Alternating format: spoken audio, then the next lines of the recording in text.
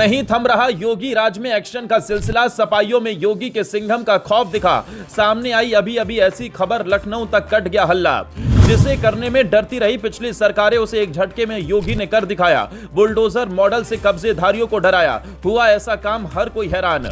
ये बात बिल्कुल सच है, क्योंकि योगी ही नहीं बल्कि उनके सिंघम का भी लोगों के दिलों में खौफ भर गया है।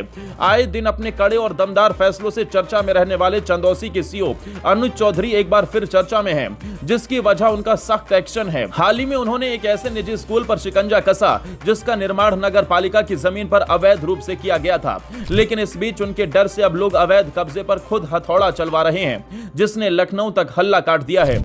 इतना ही नहीं, कई सपाइयों की भी अब नींद उड़ चुकी है, जिसकी ढेरों वजह भी हैं, जो आगे आपको बताते हैं। लेकिन उससे पहले आपको बता दें, खबर चंदौसी के वारिस नगर इलाके से है, जहां कुछ दिन पहले ही प्रशासन ने अवैध रूप से बनी रजा-ए-मुस्तफा मस्जिद पर भी बुलडोजर चलाया था। उस कार्रवाई के दौरान सीओ अनुज चौधरी खुद मौके पर मौजूद थे। कार्रवाई के बाद जब वो लौटने लगे, तभी उनकी नजर पास ही एक निजी स्कूल की ओर गई, जिसके गेट पर ताला लगा था। शक के आधार पर जब सीओ ने ताला तोड़वाया और स्कूल परिसर में प्रवेश किया, तो वहां जो नजारा दिखा उसने सबको चौंका दिया। बताया जाता है कि स्कूल के भीतर अवैध रूप से संदिग्ध गौवंश रखा गया था और कुछ संदिग्ध गतिविधियों के भी संकेत मिले। जांच में यह भी साफ हो गया कि यह स्कूल नगर पालिका की जमीन पर बिना किसी परमिशन के बनाया गया था। ना तो निर्माण की कोई अनुमति ली गई थी और न ही जमीन के किसी डॉक्यूमेंट की पुष्टि हो सकी। स्कूल की बिल्डिंग पूरी तरह से अवैध थी।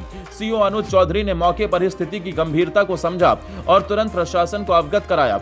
इसके बाद एसडीएम विनय मिश्र ने स्कूल संचालक को नोटिस थमा दिया और साफ कर दिया कि यदि निर्माण जल्द ही नहीं हटाया गया तो प्रशासन खुद बुलडोजर लेकर पहुंचेगा। प्रशासन की चेतावनी और सीओ अनुज चौधरी की छवि का असर ऐसा हुआ कि स्कूल संचालक ने खुद ही मजदूरों को बुलाकर अवैध निर्माण को गिरवाना शुरू कर दिया।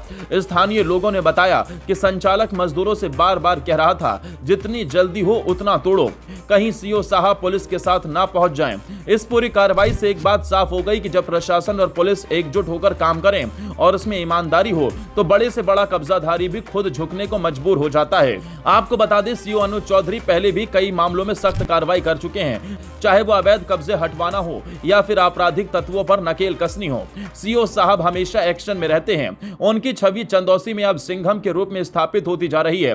हाल ही में उन्होंने जिन इलाकों में अवैध निर्माण को लेकर सख्ती की है, वहां के लोग अब खुद अपने निर्माण को लेकर सतर्क हो गए हैं। वारिस नगर की एक घटना तो उदाहरण बन चुकी है कि अगर सरकार की संपत्ति पर कब्जा किया गया तो उसे छोड़े बिना कोई विकल्प नहीं बचेगा।